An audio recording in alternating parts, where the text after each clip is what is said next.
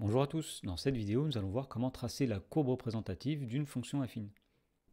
Dans l'exemple, on nous demande de tracer les courbes représentatives des fonctions affines f, g et h qui sont définies par f de x égale 1 demi de x moins 4, g de x égale moins 3x et h de x égale moins 2 tiers de x plus 1 tiers.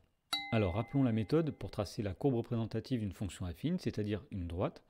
Et bien pour tracer la droite représentative d'une fonction affine, on détermine deux points de cette droite en calculant les images de deux valeurs différentes de x. Alors par exemple, si on prend la fonction f qui est définie par l'expression f de x égale 1 demi de x moins 4. Nous allons faire un petit tableau dans lequel nous allons choisir deux nombres x, deux antécédents, et nous allons calculer leurs images. Alors l'idée ici, ça va être de choisir des nombres x pour lesquels le calcul de l'image est plutôt facile. Par exemple, si nous prenons x égale 0, nous voyons que f de 0, c'est-à-dire 1 demi fois 0 moins 4, est égal à moins 4. Donc dans ce cas-là, l'image f de x est égale à moins 4. Donc nous avons un premier point que nous allons placer dans un repère, c'est-à-dire le point de coordonnées 0, moins 4, qui se situe ici. Et donc ça, ce sera un premier point qui est situé sur la droite représentative de f. Maintenant, nous allons choisir un deuxième antécédent x, n'importe lequel, mais si possible, un qui fasse en sorte que le calcul de l'image ne soit pas trop compliqué. Alors par exemple, si nous prenons 2, eh bien nous avons 1 demi fois 2 qui fait 1, moins 4, 1 moins 4, c'est-à-dire moins 3. Donc nous allons placer maintenant un deuxième point, c'est le point qui a pour coordonnées 2, moins 3. Alors nous plaçons dans le repère ici, et une fois qu'on a les deux points placés dans le repère, il suffit de les relier par une droite. Et donc nous avons tracé ici la courbe représentative de la fonction f.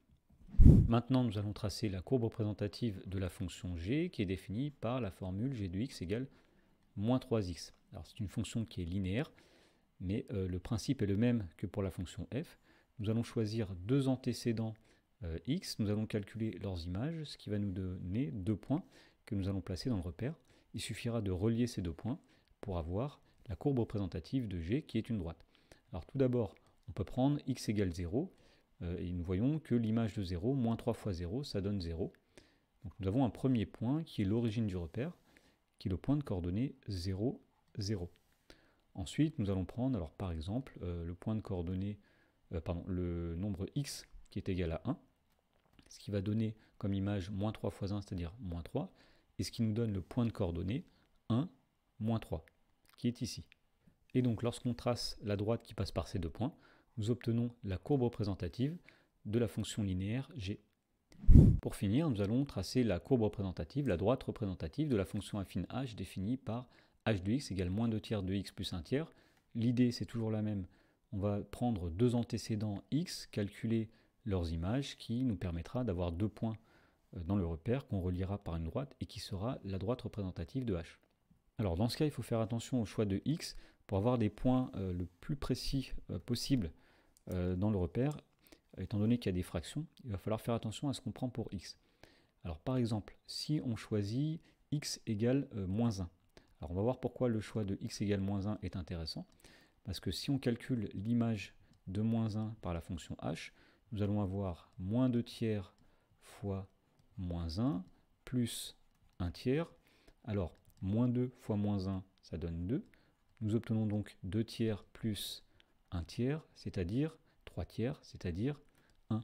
Donc là, nous avons des coordonnées entières qui seront très faciles à placer dans le repère. À présent, prenons par exemple x égale 2 et on va voir pourquoi le choix de x égale 2 est aussi un choix intéressant. Parce que lorsqu'on calcule l'image de 2 par la fonction h, donc nous allons avoir moins 2 tiers fois 2 plus 1 tiers, autrement dit moins 4 tiers plus 1 tiers. Alors moins 4 plus 1 ça donne moins 3, donc moins 3 tiers, et moins 3 divisé par 3 ça donne moins 1. Donc ici nous avons une image qui sera, en tout cas une ordonnée qui sera facile à placer dans le repère. Il suffit donc maintenant de placer les points de coordonnées moins 1, 1 et 2, moins 1. Alors moins 1, 1, ça c'est le premier point que nous avions trouvé. Le point de coordonnées 2, moins 1, c'est le deuxième point que nous avions trouvé. Et donc en reliant ces deux points par une droite, nous obtenons la courbe représentative de la fonction affine h.